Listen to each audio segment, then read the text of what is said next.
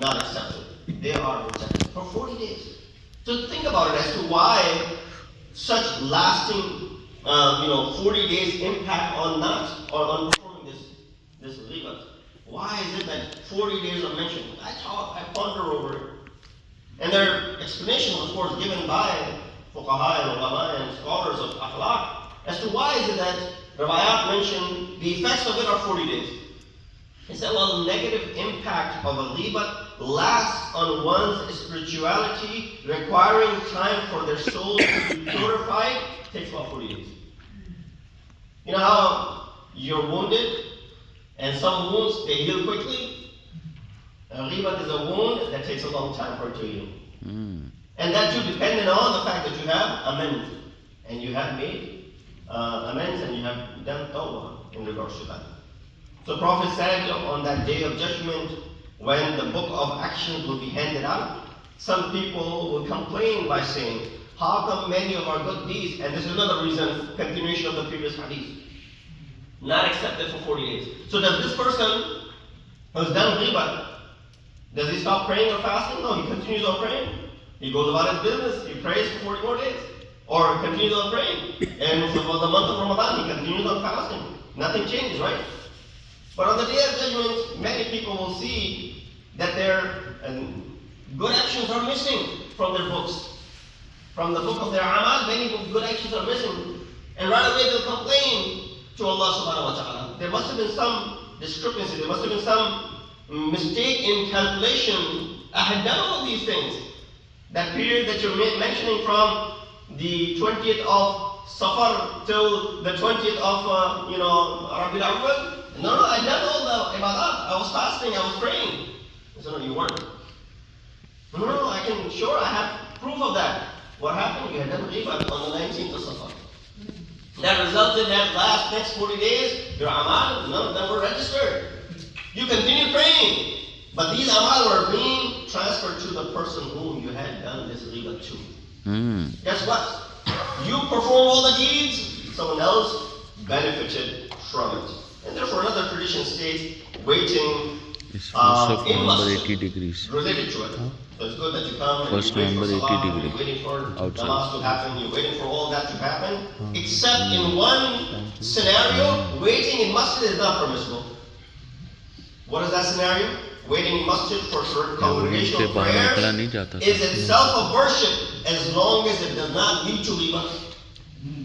If it's leading to ghibat, then your sitting in masjid is also not okay. You get up and leave. As long as it leads to ghibat. أَنْ يَأْكُلَ اللَّحْمَ أَخِيهِ فَكَرِهْتُمُوهُ. The point in this ayat as well, the reason behind dead brother as opposed to alive. What did Allah say? That أَنْ يَأْكُلَ اللَّحْمَ أَخِيهِ مَيْتَةً, instead of saying, حَيًّا, that you would abhor eating the flesh of your brother who's alive. Why did he say مَيْتَةً? One, because now the person is dead. The flesh is there in front of you. That itself concept is trying to picture it for you. The fact of the matter is, the person who's alive can defend himself. The person who's dead cannot defend himself. They are able to defend themselves. Ghibat is the same way. When I'm speaking behind someone else, they're not here to defend themselves. When they're not here to defend themselves, that is as if that person is dead and you're eating the flesh of your blood. Usually ghibat, as its meaning states, is done in absence of another individual. Therefore, they're not present to defend themselves. Hence, they are considered to be dead. Sallallahu Muhammad wa ali Muhammad. So the problem is mentioned. Maulana, what is the answer? What is the solution? We've done this. None of us are, free from this illness. We've done this in the past. What do? It says, how does one compensate for the ghibat that they have done? For the ghibat that you have done of another person who is alive, first and foremost, you try to get up to that person. And if you have the courage to go ahead and say to them that, brother, I have done this ghibat. Of course, our scholars said this might lead to other problems. So Ayatollah Gul-Paigani was asked this question.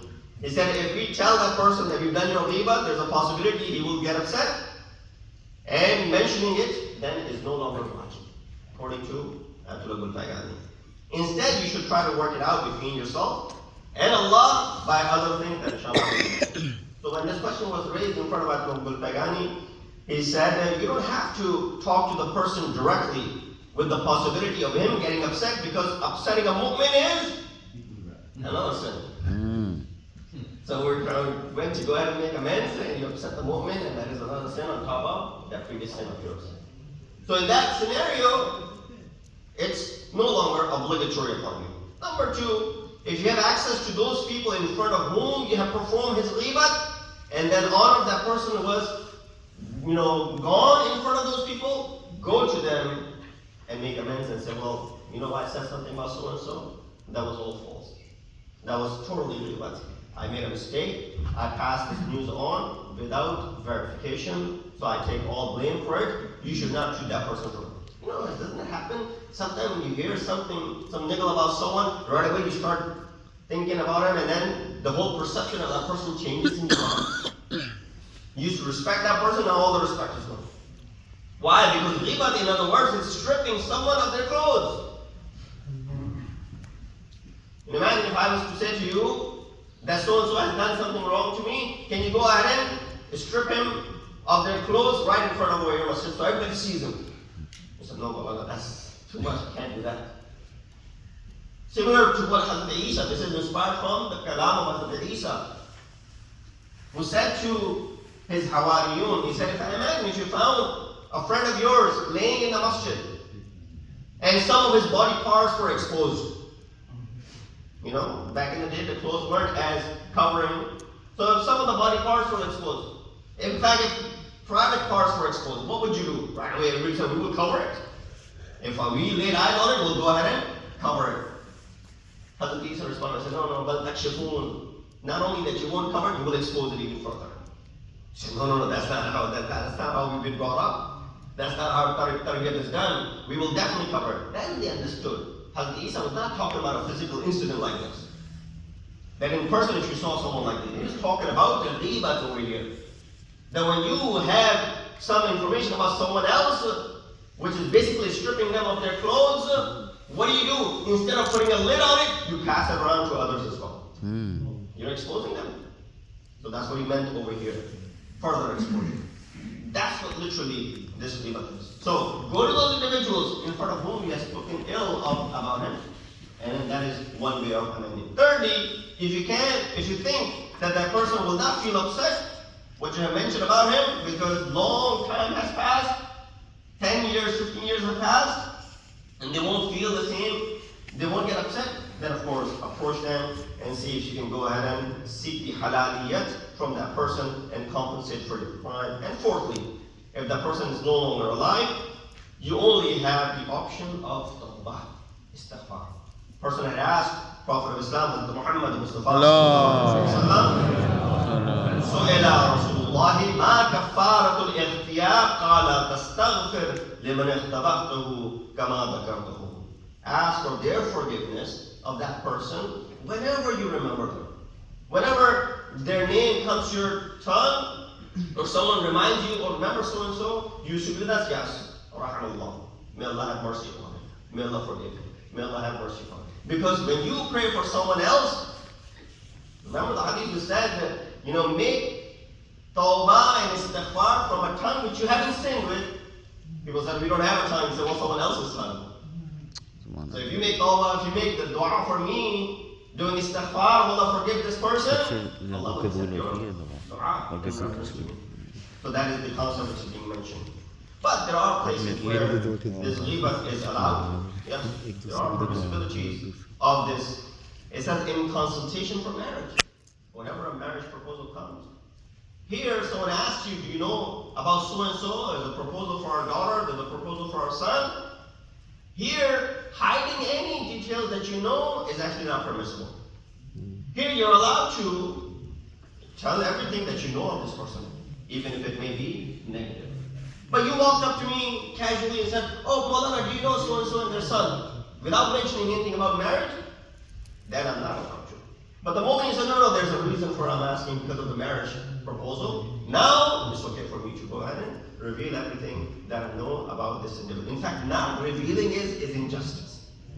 Because marriage is involved. When bearing witness in front of a judge, and of course there's an explanation to that, to explain the oppression, mentioning the oppression of an oppressor is also allowed.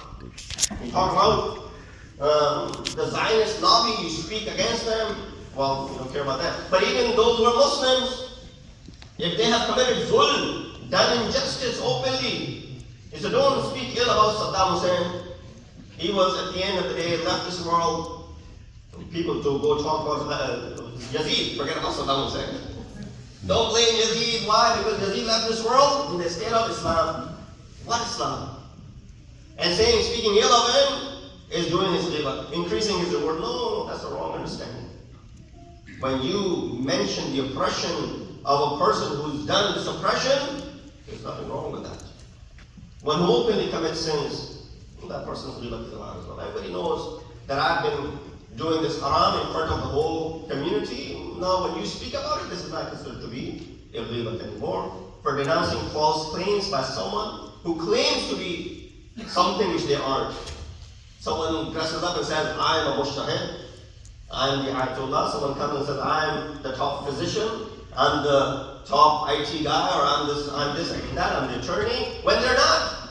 You go up to someone, oh, this person is a pseudo-Maulana. This person is a pseudo-doctor. This person not really does not have a degree to be qualified for that. That is not considered to be illegal. So these are some of the exceptions that are mentioned. Now, of course, there's one last aspect of it. I'll hear you loud now, so let's see if you're ready to listen to that. Allah salli The one we covered the grave nature of this sin. We've covered as to how you can make amends and how you can compensate for this sin. We mentioned the areas where it is permissible. And lastly, listening. Sometimes you're not active, but you're passive. That also had the same, implications on that person. That also has the same consequences. When you're not actively doing it, but you're passively involved in it. It is the duty of a person who hears ghibat to not pay attention to that and defend the mu'min who is being backbitten. As-sakitu sharikul mughtab abil qa'id. The one who's remained silent, people are doing ghibat, remain silent. You're sharik in this ghibat that is being performed. Unless you get up and leave, or you say something against it to stop that from happening, you're also part of the crime. Prophet said, one who hears ghibat and doesn't condemn it, Allah will open 1,000 doors of evil for him in this life and in the hereafter. If he listens and remains quiet, he will be partner in sin. And if he can help the one whose ghibat is being done and doesn't do this, he'll suffer both in this life and in the hereafter. Consequences are severe. Again, we take these riwayat for granted. But it is important. As I mentioned in the beginning, the election is upon us. And I'll repeat what I said in the beginning when you weren't here. On one side, there's someone who says, Islam hates us, Muslims hate us. There's something inherently wrong with the Quran. There's barbarism, there's negativity in this religion, and it is not well suited for the United States, for example. These are his words.